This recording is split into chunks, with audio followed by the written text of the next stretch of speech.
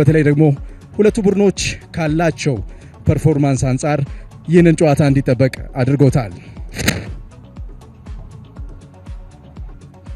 በዘንድሮ የውድድር ዓመት ነጌሌ አርሲ ወደ ፕሪሚየር ሊጉ ካደገ በኋላ የተሻለ መፎካከር የቻለባቸውን የጨዋታ ቀናቶች ፈጥሯል። ነገር ግን ያለፉት 5 ጨዋታዎች ላይ በዛኛው ቁርጥ በእርግጥ ጥሩ ብቃት ማስመልከተናል፣ ጥሩ ብቃት ማላስመለከተናል። ዛሬ እንመለከተዋለን። የሁለቱ ቡድኖች ጨዋታ ሊጀምር በዝግጅት ላይ ነው የሚገኙት። የመሃል ዳኛው ማኑኤል ወልደ ጻዲቅ ጨዋታውን ለማስጀመር በዝግጅት ላይ ነው የሚገኙት። የማዕዘን ምት አግኝተዋል አዳማ ከነማዎች። የመጀመሪያው የጨዋታው የማዕዘን ምት ነው። ወደ ሳጥን የጥላል ኳስ፣ አሁንም እንደገና ሌላ ኳስ። ምናልባት የመጀመሪያውን ጎል ለማስቆጠር ያልተጠበቀው ተጫዋች መናፋውል ከራሱ ሜዳ ተስቦ መጥቶ የቆሙ ኳሶችን ሁለት ጥቃት ነው ፈጽሞ ሄደው አንዱ ተጫዋች ላይ አንዱ ኳስ ላይ አስገራሚ የታይሚንግ ስተት ነው በአብዱላይ በኩል የተመለከትነው። ምክንያቱም ልምድ ያለው ግብ ጠባቂ ነው። አርሲዎች ከዚህ በፊት ነጥቦችን ሲያገኙ ጨዋታን አሸንፎ እንዲወጡ ሲያግዛቸው ነበር። ሳሚ እድሪሱ አንቲሲፔሽኑ ኳስ የተቆጣጠረበት መንገድ ትክክል አይደለም። የታይሚንግ ችግር ተመልክተንበታል ግብ ጠባቂ ላይ። ምናልባት ትክክለኛ ቦታ ላይ መናፍ ተገኝቶ ቢሆን ኖሮ ይሄን ጎል አስቆጥሮ አርሲ ነገሌዎችን ሊቀጣ የሚችልበት እድል ሰፊ ነበረ። ነጭ ያደረገው መሀል ላይ ከዛ በኋላ ጸጉሩን ተላጭቶታል። አሁን እንደገና ወደ ሳጥን የሚጣል ኳስ ምናልባት ነቢል ሳጥን ውስጥ ነገር ግን ሮቦት ሰላሎ ኳሱን አውጥቶታል። ነቢል ጋዲሳ ዋዶ የአሰልጣኝ ገብረመድህን ኃይሌ ከየጨዋታዎቹ የሚወስዱት ሐሳብ ለቀጣይ ጨዋታዎች ዝግጁ እንዲሆኑ ያደርጋቸዋል። ያልተከፈቱ በሮች ካሉ ቁልፉን ለመስራት ይጠቅማቸዋል። ወደ ሳጥን የተጣለ ኳስ አሁን እንደገና ሳጥን ውስጥ በእጅ የተነካ ኳስ ሮቦት ሰላሎ በእጁ ኳሱን ነክቶታል። ዳዊት ኳሱ እንደገና ረጅም ኳስ ከመስመር በኩል ከቤ ምን ያደርገው ይችላል? ሳጥን ውስጥ ከቤ ብዙ ነው። ከቤ ወደቀ። ንክኪው በቂ አይደለም ብለዋል። በቂ አይደለም ብለዋል የመሃል ዳኛው ማኑኤል ወልደ ጻዲቅ። ሩጫውን፣ ንክኪውን፣ አንግሉን የተመለከቱት ይመስላሉ ማኑኤል። የፍጹም ቅጣት ምት ነው ወይስ አይደለም? የኳሱ አቅጣጫ ወደ ፍጹም ቅጣት ምት የሚወስደው አይደለም። በድጋሚ ስንመለከት የምናየው ይሆናል። በድጋሚ መመልከት ያለብን ይመስለኛል። ሞኬ የከቤ ፍጥነት በጣም አስደናቂ ነበረ። ኳሱን በመልሶ ማጥቃት ነው የተቀበለው። ሞቢሊቲው ጥሩ የሆነ ነጌሌ አርሲን አሁን እየተመለከትን ነው። ያለፉት 5 ደቂቃዎች ጨዋታቸው ያደገ ይመስላል። ሀቤብ እንደገና መልሰው ኪቲካ ጂማ ወደ ሳጥን ዳዊት ተፈራ ዳዊት ተፈራ ዳዊት የሚመስል ሙከራ ነው ያደረገው። ግሩም ሙከራ፣ አስደናቂ 1-2 ጨዋታ ነው በነገሌ አርሲ በኩል የተመለከትነው። ድንቅ የሆነ ጨዋታ ነው ነገሌዎች ያስመለከቱ። ምናልባት ጎሉ ቢቆጠር ኖሮ ውብ ከሚባሉ ጎሎች መካከል አንደኛው ሊሆን የሚችልበት እድል ሰፊ ነበረ። ከቤ ብዙነ፣ ሀቢብ ከማል፣ ኪቲካ ጅማ፣ በስተመጨረሻ ዳዊት ተፈራ አስደናቂ ሙከራ ነበር ያደረገው። ኢላማውን ቢጠብቅለት ምናልባት ነገሌዎች መሪ ሊሆኑ የሚችሉበት እድል ነበረ። ሁሉም ቦታዎች ላይ እየተጫወተ ነው የሚገኘው። ወደ መሃል እየገባ የመሃል ተከላካዮችን ያግዛል። ወደ መስመር እየወጣ መስመሩን ለመሸፈን ይሞክራል። ቅጣት ምት ኳስ ለሮቦት ጥሩ ቦታ ላይ ይመስላል። ለፍጹም ቅጣት ምት የሚበቃ አይደለም። እጁን ወደ ኋላ ሰብስቦታል። ከዚህ ውጪ ምናልባት እጁን እንዴት ቦታ ሊያደርግ የሚችልበት ነገር የለም። ሮቦት እንደው ምንድነው ይመስለኝ ይሄ ኳስ እንደሚመታውቁ ከቤት ታስሮ የመጣ ነው ይመስላል። እጁን ይሄ ጣቶቹን አልተመለከትናቸውም። ወደ ኋላ ተደብቀው ነበርና በጣም ሲሪየስ የሆነ ጥንቃቄ ነው ያደረገው ለኳሱና ደንቆኝ ነው። ጎል አስቆጥሯል። እንቅስቃሴ ነበረው ግን እሱ ሮቦት ሰላሎ ነገር ግን ናትናኤል ተፈራ ተርፏል። ግድግዳው አድኖታል። ነገር ግን ግድግዳው ተጎድቷል። ናትናኤል ጋር ሳይደርስ ነው ኳሱ ተውጦ የቀረው። የታቀደ የሚመስሉ ናቸው። ጥፋት ሰርቷል። ጋዲሳ ዋዶ ጥንቃቄ ማድረግ ይኖርበታል። ቢጫ ካርድ ተመልክቷል።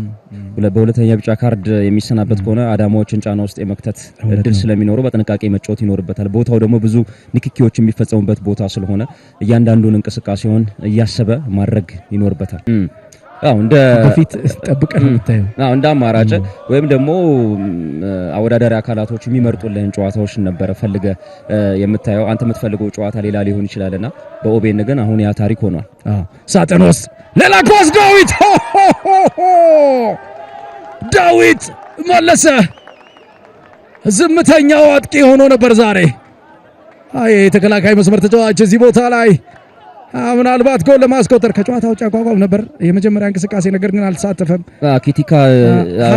ኪቲካ ጨዋታው ላይ ነበር። አስደናቂ ሪባውንድ ነበረ ዳዊት መለሰ ማግኘት የቻለው ከግብ ክልሉ በተወሰኑ ሜትሮች ርቀት ላይ የሚገኝ መንካት አልነበረበት። ምናልባት የቦና ንክኪ ረብሾታል። በነጻነት ኳሱን በነጻነት ቢያገኘው ምናልባት ሊያስቆጥር የሚችልበት እድል ሰፊ ነበረ። በነገሌ በኩል ሊያስቆጭ የሚችል መሪ ሊያረጋቸው የሚችል እድል ነው ዳዊት መለሰ ያባከነው። አሁንም ሴት ፒስ በነገሌ በኩል አደገኛው የግብ አማራጭ ነው። ሀቢብ ኳሱን ይዞ ለመሄድ ጥረት እያደረገ ነው የሚገኘው። ነቢል ስራውን ሰርቷል። ካርድ ያስፈልገዋል። ታክቲካል ፋውል፣ ፕሮፌሽናል ፋውል ነው የሰራው። ምናልባት ኳሱ ቢያልፍ አስደናቂ መልሶ ማጥቃት ሊሆን የሚችልበት እድል ነበር። ፈጣጣን የነገሌ አርሲ የመስመር አጥቂዎችም ቦታ ይዘው እየጠበቁት ነበረ። ስለዚህ ያንን ማድረግ ነበረበት። በቢጫ ካርድ አልፎታል። አጥቂ ነው፣ ተደጋጋሚ ስህተቶችን ላይ ሰራ ይችላልና ቡድኑን የሚጠቅም ውሳኔ ነው የወሰነው።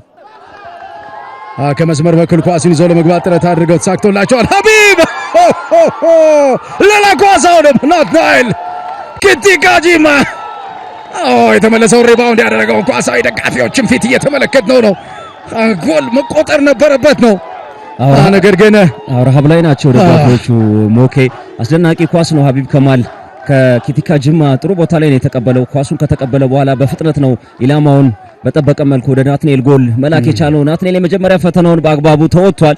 የመጀመሪያው ሴቭ ትክክል አልነበረም፣ ግን ራሱ ስተቱን በሚገባ ደግሞ ሄዶ ማብከን ችሏል። ግን በኪቲካ ጂማ በኩል ግን በተወሰነ መልኩ ያጨራረስ ድክመት ተመልክተንበታል። ምናልባት ነጌሌዎች መሪ ሊሆኑ የሚችሉበትን እድል ለማባከን የቻለው ሀቢብ እንደገና ትንሽ እግሩን ከፍ ቢያደርገው ኖሮ የቡንደስሊጋውን አርማ የሚመስል የቦል ኮንትሮል ነው የተመለከትነው። ያንን ሃሪኬን አድርጎታል በባየር ሙኒክ። ጎል ሲያስቆጥር ተመሳሳይ የአርማውን አይነት ጎል አስቆጥሮ ነበር። ቡንደስሊጋው የኔ አይነት ጎል ነው ሃሪኬን ያስቆጠረው ብሎ ሶሻል ሚዲያው ላይ ሲያሳየው ተመልክተናል። እና ሀቢብ ከማልም ተመሳሳይ እንቅስቃሴ ነው ያደረገው። ሳሚ ምናልባት እንቀይረው የኢትዮጵያን ፕሪሚየር ሊግ ሎጎ በእንደዚህ አይነት ሁኔታ ብናደርገው ብዙ ተመሳሳይ ነገሮችን ልናገኝ እንችላለን። ሀቢብ መናፍ ናትናኤል ብዙ ግንኙነቶች አሉት በዚህ ሜዳ። ዳዊት ተፈራ ጉታ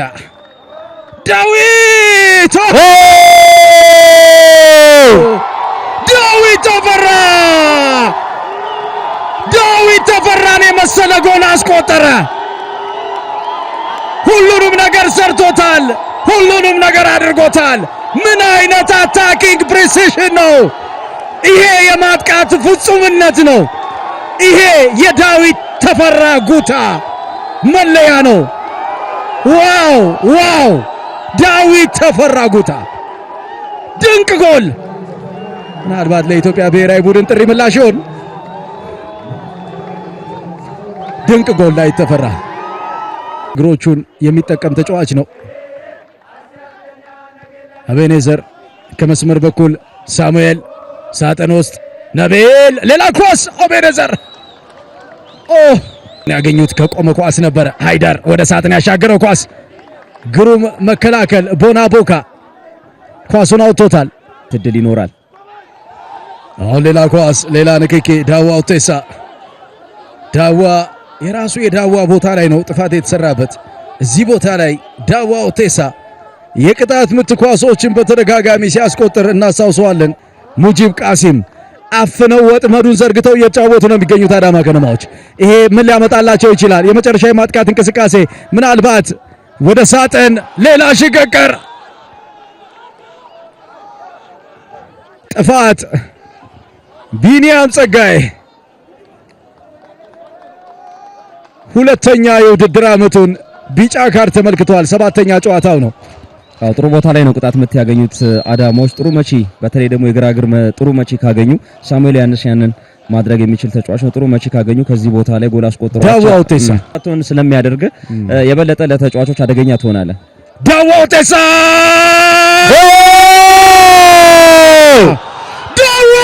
ሁቴሳ ከመቃብር አስነሳቸው።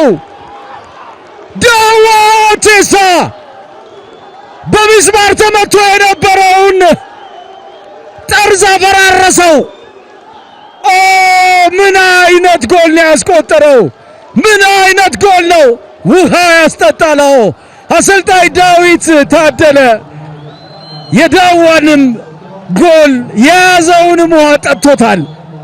አስደናቂ የቅጣት ምት አጠቃቀም ነው በአዳማ በኩልም የተመለከትነው። ተቀየሮ የገባው ዳዋ ሁቴሳ ተጽዕኖን በፍጥነት ነው ያስመለከተን። ግብ ጠባቂው እድሪሱ አብዱላይ ከቦታው ሳይነቃነቅ ነው ጎሉን ማስቆጠር የቻለው። ለግራግር የሚመች ቦታ ላይ ነበር ቅጣት ምቱን ያገኙት። ዳዋ ሁቴሳ ግን በቀኝ እግሩ በአስደናቂ ሁኔታ ነው ጎሉን ማስቆጠር የቻለው። አዳማን በጥሩ ሰዓት ወደ አቻነት ማምጣት ችሏል። ከጠነከሩ ይህንን ጨዋታ ማሸነፍ የሚችሉበትንም እድል ነው የሰጣቸው። የጨዋታ ሽግግር የሚያመጣው አስቸጋሪ ጫና እንደነበረ ግልጽ ነው። ስለዚህ ታክቲካል የሆነ ጥፋት የሰራ ይመስላል። አሁን ከመስመር ሌላ ሽግግር ሳሙኤል ዮሐንስ፣ ሳሙኤል ረጅም ኳስ፣ ኢድሪሱ አብዱላይ ኳሱን ይዞታል። ናትናኤል ሰለሞን ሳጥኖ